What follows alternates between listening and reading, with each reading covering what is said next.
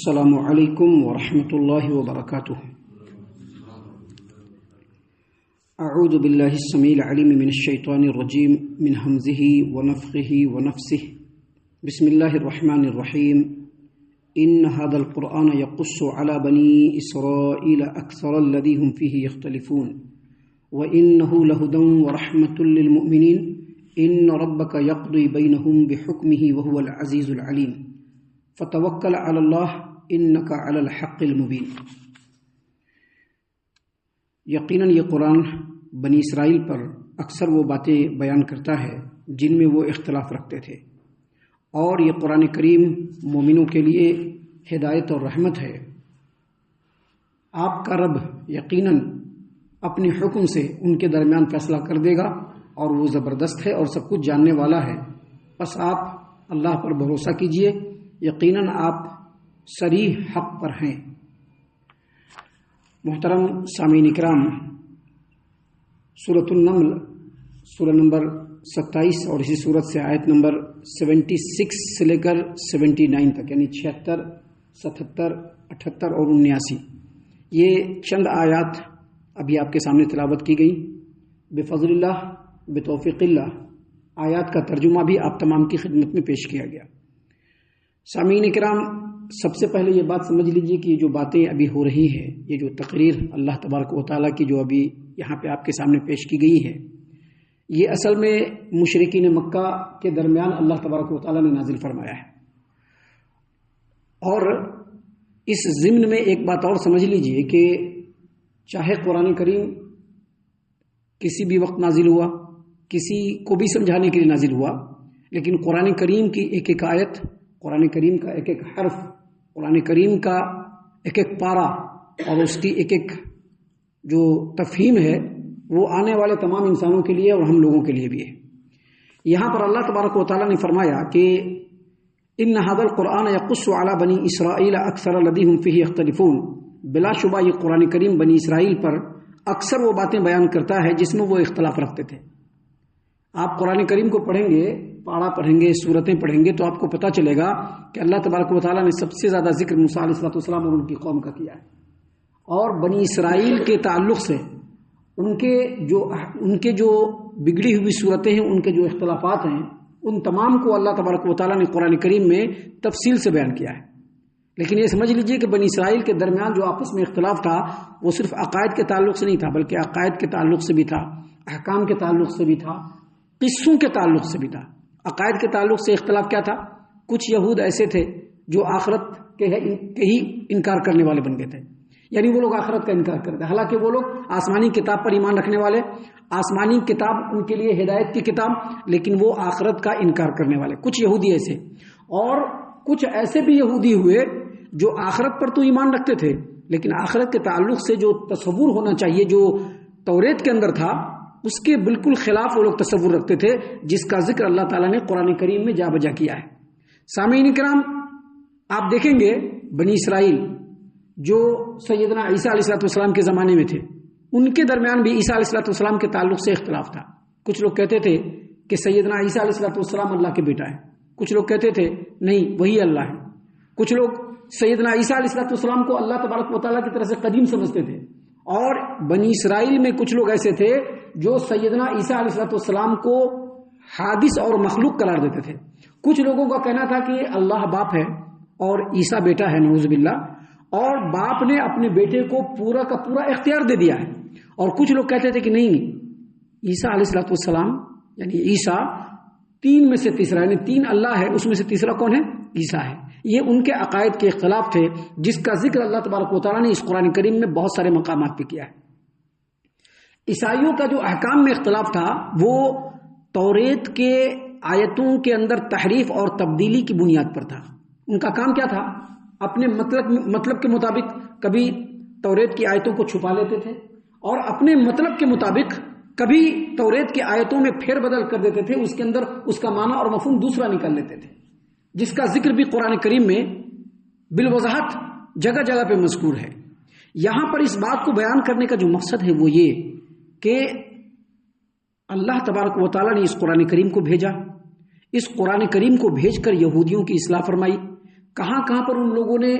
Mistake کیا, کہاں کا پر ان لوگوں نے غلطی کی, کہاں کا پر ان لوگوں نے گناہ کیا, ان تمام چیزوں کو اس قرآن کریم نے واضح کر کے ان کے راہ عمل کو متعین کیا. تو بتانے کا مقصد یہ ہے کہ جس طرح سے یہودیوں کے لیے ہدایت کی کتاب ہے, مشرکین مکہ اور مسلمانوں کے درمیان جو اختلاف ہو رہا ہے اس میں بھی اگر کوئی فیصل بنے گا, کوئی فیصلہ کرنے والا بنے گا تو یہ قرآن کریم بنے گا. اور اس قرآن کریم سے اور اس آیت کریمہ سے جو بھی ہمارے سامنے پڑھی جا رہی ہے, اس سے ہمارے لیے جو نصیحت کی بات ہے وہ یہ کہ مسلمانوں کے مابین میں جو بہت بڑا اختلاف ہے, بہت بڑا اختلاف جو مسلمانوں کے مابین ہو گیا, لوگ مسلمان آپس میں ٹکڑے ٹکڑے میں بٹ گئے جس طرح سے یہودی بٹ گئے تھے. اگر مسلمانوں کو بھی چاہیے کہ وہ صحیح رستے کو اختیار کریں, ہدایت صراط مستقیم کو اگر وہ اختیار کرنا چاہتے ہیں, اگر وہ ہدایت کے رستے پر آنا چاہتے ہیں, تو ان کے لیے بھی ضروری ہے کہ وہ قرآن کریم کو ہی اپنا لاہ عمل بنائیں اور قرآن کریم پر غور و فکر کریں. سامعین کرام, اس کے بعد اللہ تبارک و تعالیٰ نے فرمایا وَإِنَّهُ لَهُدًى وَرَحْمَةٌ لِّلْمُؤْمِنِينَ, اور یہ قرآن کریم مومنوں کے لیے ہدایت اور رحمت ہے. ہدایت اور رحمت ہے کیا مطلب؟ جس طرح سے اس قرآن کریم نے بنی اسرائیلیوں کو سیدھے رستے کی نشاندہی کی, جو لوگ بھی اس قرآن کریم پر ایمان لے آئیں گے یہ قرآن کریم ان کو ان گمراہیوں سے بچا لے گا جن میں وہ مبتلا ہیں. چونکہ مشرکین مکہ کے ٹائم میں یہ اللہ تبارک و تعالیٰ آیت نازل فرما رہا ہے, اسی لیے اللہ تبارک و تعالیٰ نے کیا فرمایا کہ یہ قرآن کریم مومنوں کے لیے ہدایت اور رحمت ہے. اس کا مطلب کیا ہے؟ مومنین کے لیے, دوسروں کے لیے نہیں. مطلب یہ ہے کہ اگرچہ بنی اسرائیل کو اللہ تبارک و تعالیٰ نے اس قرآن کریم کے ذریعے سے ان کو صحیح رستے کی رہنمائی کی, لیکن جو لوگ بھی اس قرآن کریم پر ایمان لے آئیں گے اور قرآن کریم کے بتائے ہوئے طریقے کے مطابق عمل کریں گے تو یہ قرآن کریم ان کو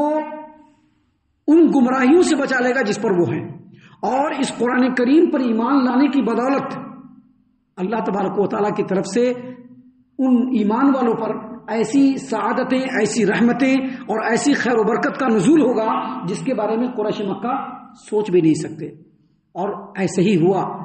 جب مسلمان قرآن کریم پر ایمان لے آئے اور اس کے مطابق عمل کرنا شروع کر دیا تو وہی مسلمان جو کسی زمانے میں بدو کہلاتے تھے,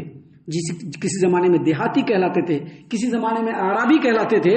وہی مسلمان اس پوری دنیا کے رہبر اور رہنما بن گئے. محترم سامعین کرام, اس کے بعد اللہ تبارک و تعالیٰ نے محمد عربی صلی اللہ علیہ وسلم کو مخاطب کرتے ہوئے کہا کہ ان ربک یقضی بینہم بحکمہ وہو العزیز العلیم. اے نبی کریم صلی اللہ علیہ وسلم, یقیناً آپ کا رب اپنے حکم سے ان کے درمیان فیصلہ کر دے گا, ان کے درمیان فیصلہ کر دے گا, اور رب زبردست بھی ہے اور سب کچھ جاننے والا بھی ہے. اس کا مطلب کیا ہوا؟ اس کا مطلب یہ ہوا کہ یہ جو کفار مکہ ہیں جو برابر مسلمانوں سے ان کے عمل کی وجہ سے, ان کی عقیدے کی وجہ سے اختلاف کرتے رہتے ہیں, ان کو تکلیفیں پہنچاتے رہتے ہیں, ان پر تانے بازی کرتے رہتے ہیں, مسلمانوں کو اور نبی کریم صلی اللہ علیہ وسلم کو یہ تسلی دی جا رہی ہے کہ آپ بالکل صبر کریں, اللہ تبارک و تعالیٰ مشرکین مکہ کے درمیان بھی اور آپ لوگوں کے درمیان بھی فیصلہ کر دے گا حق کے ساتھ, اور اللہ تبارک و تعالیٰ کو اس کا فیصلہ کرنے سے کوئی روک نہیں سکتا, اور اللہ تبارک و تعالیٰ اپنے فیصلے میں غلطی بھی نہیں کر سکتا. اس آیت کریمہ کے ذریعے سے اس وقت کے اور ہر زمانے کے مسلمانوں کے لیے نصیحت یہ ہے کہ سب سے پہلی بات وہ اختلاف کو چھوڑے, لیکن اگر وہ اختلاف پر قائم رہتے ہیں تو ان کو بھی معلوم ہونا چاہیے کہ اللہ تبارک و تعالیٰ اس دنیا میں نہیں تو آخرت میں ضرور لوگوں کے درمیان فیصلہ کر دے گا کہ کون حق پر تھے اور کون نا حق پر تھے. حالانکہ مشرکین مکہ کا فیصلہ دنیا میں ہی ہو گیا, لوگوں کو پتہ بھی چل گیا کہ مشرکین مکہ حق پر نہیں تھے, اللہ کے رسول صلی اللہ علیہ وسلم اور آپ پر ایمان لانے والے اور آپ کی اتباع کرنے والے یہ حق پر تھے. اور آج بھی مسلمانوں کے درمیان اختلاف ہے تو ان کا فیصلہ اللہ تعالیٰ ضرور کرے گا, دیر ہے لیکن اندھیر نہیں ہے. محترم سامعین کرام, اس کے بعد اللہ تبارک و تعالیٰ نے ہمارے پیارے رسول صلی اللہ علیہ وسلم کو مزید مخاطب فرمایا اور کہا فتوکل علی اللہ انک علی الحق المبین. اے نبی کریم صلی اللہ علیہ وسلم, آپ اللہ تبارک و تعالیٰ پر بھروسہ کیجئے, یقیناً آپ صریح حق پر ہیں. آپ اللہ تبارک و تعالیٰ پر بھروسہ کیجئے, یقیناً آپ صریح حق پر ہیں. یعنی یہ جو مشرکین آپ کا مذاق اڑا رہے ہیں, آپ کو تکلیفیں پہنچا رہے ہیں, آپ کے ساتھ اور مسلمانوں کے ساتھ جو ظلم و زیادتی